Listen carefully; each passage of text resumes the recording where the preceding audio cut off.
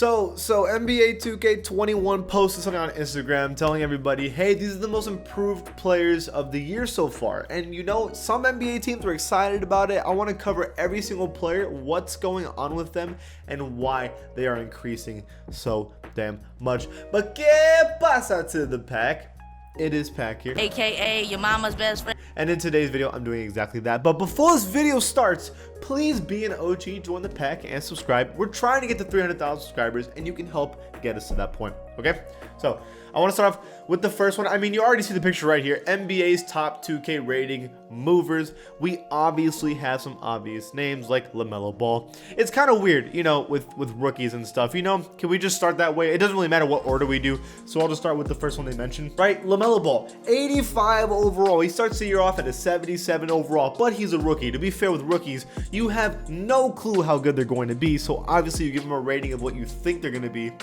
Whether or not they end up being better than that is like, does it count? You know, like it's different when a player already had a season before and you know how they play and they got better. This is like, we had no clue how good you're going to be, but still, rookies count. According to 2K, rookies count. So hey, 85 overall now. He is tied as the best player with Gordon Hayward on this team. I do think Terry Rozier is criminally underrated on this team. I think his rating needs to go up a lot more too. I think his rating needs to be similar to Gordon Hayward's and LaMelo Ball's. If we're just being honest, I mean, this dude is getting buckets on this team. But so that's not the point. LaMelo Ball is shown to be a fantastic playmaker who can also score the basketball at will. You know, when I watched this dude when he was younger, when he was playing in high school, and then went to like Australia League, I was like, he shoots a lot of stupid shots. I mean, this dude does not care. He has the trigger and he's not afraid to pull. And I was saying, like, that's not going to work in the NBA. But if we're being honest, if you watch how he plays now compared to how he was when he was younger, he is way more disciplined. I'm not saying he doesn't shoot bad shots sometimes, but hey, he hits some stupid ones too. That's the thing. And on top of that, again, he's disciplined and he gets his teammates open. And I think that Australia League was an amazing idea. And it shows you. These guys that play in Europe or in other places around the world, they're NBA ready. Like Luka Doncic, for example, playing in Europe, comes in, is ready compared to guys in college. Why is that? Because in these leagues, it's a lot more organized. It's a lot more similar to the NBA. And on top of that, these are grown men you're playing. So if you can score on 36-year-old, I don't know, Jan, who's like 300 pounds of muscle and is bodying you, then that means you can probably have a good chance of scoring in the NBA too. Maybe not as easily, but you can do it. And that's what you're seeing with this guy, Lamelo Ball. He's changing the dynamic of maybe you don't have to play college. You can just go to Europe for a year and you can be ready. And that's interesting to me, honestly. So +8 for Lamelo, and I mean, that makes sense. So I want to go next with the Pistons player, Jerami Grant. So there's a lot of things I can say here, but I don't want to diminish. I'm not trying to diminish Jerami Grant at all because he's a bucket getter. Nuggets fans are always telling me like, Pack, you don't get it. Jerami Grant's the bucket. And I was like, dude's averaging like 13. Like, you know, when I watch him play, he gets a bucket here and there, but like, he's not like insane. I was wrong, straight up. Jerami Grant is averaging 22 points, right? Whenever he plays a team that is above 500, he averages like 27. Jerami Grant is really good right now. I mean, he's in his prime, which is a good thing. He's also the main focus on this team. Like offensively, it's like someone has to be the offensive initiator, and Sadiq Bey's a rookie. So like obviously Jerami Grant is going to average a good amount of points. We'd say this all the time to players, empty stats. There's always a bucket getter who's on a bad team. But we said that about Zach LaVine, and now the Bulls are getting better and he's still averaging like 23, 24. So like, I don't know. Say what you want, Jerami Grant is clearly getting better, and it's a shame this team isn't good enough, but you know, that's kind of what happens.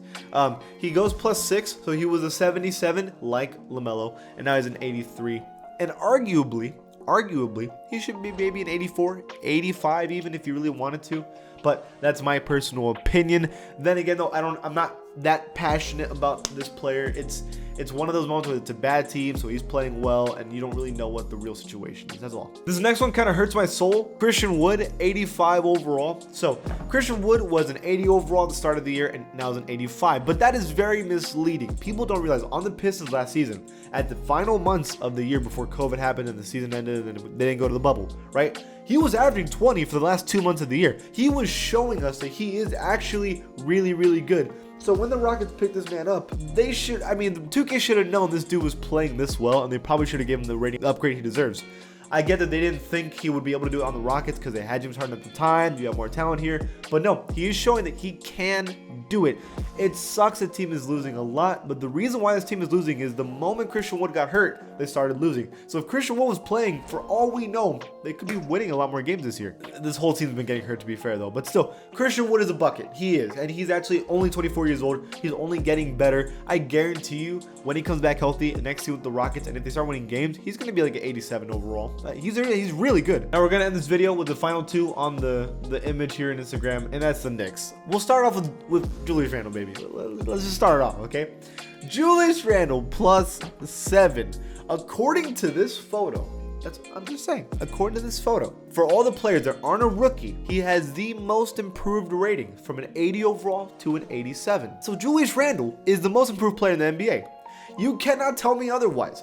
This is statistics. We're going off that, right? Julius Randle, most improved player of the year. 80 to an 87 overall, +7. The Knicks are in a playoff position. They are 500. The Knicks were a joke for like 7 years, okay? And now Julius Randle starts picking up his game, and they're winning now. That is everything you should expect from a most improved player. He is insane, insanely good, insanely good. That's all I need to say. I mean, he's almost averaging a triple-double sometimes. He has 2 triple-doubles this season. He's a great playmaker now, and has actually picked up his defense. I mean, what more can I say? The final person is still on the Knicks, and that is Immanuel Quickley. From a 71 overall to an 80 overall, +9, a ridiculous increase. But there's a reason for this. He was a rookie, and on top of that, he was a late first rounder. So obviously no one thought he was going to be that good. It just happens every year with somebody, right? But Immanuel Quickley is decent. But let me break something down for you. This is misleading. He's only an 80 overall. Do you want to see Immanuel Quickley's per 36? Because he doesn't get to play. First of all, you know what? I'm pulling up the old stats on the computer. So first of all, we got bodied by the Nets last game. But to be fair, it's the Nets, right? In his first ever career start against the Brooklyn Nets, one of the best teams in the NBA, Immanuel Quickley got 21 points, okay? He had 2 rebounds and 2 assists on bad shooting, but he got 21 points in his first start ever. The game before, he got 21 points, 15, okay? On top of that, okay? He's only averaging 12 points per game this season. You're like, that's not really good. But his per 36, he's averaging 23 points, 5 assists, 5 rebounds, a steal, and he's shooting 37% from 3, actually 38%. So Immanuel Quickley is a bucket. And he's a rookie at 21 years old. Imagine when this kid's in his prime. Imagine, this is the Knicks' future. Plus, they have RJ Barrett, Mitchell Robinson, both in their early 20s. And Derrick Rose has been playing good. And then you have Nerlens Noel, who's 26, who's been playing good. Alec Burks, who's a bucket. Obi Toppin's only 22. Like, dude, the Knicks? But we'll see what happens. Okay, that is my analysis of the most improved players this year. What do you think, though? Do you think 2K is missing anybody? Is there anybody that you're like, no, this person clearly needs to be most improved player of the year? Leave it in the comments below. And if you like this channel, give it a sub. And I'll see you guys next time.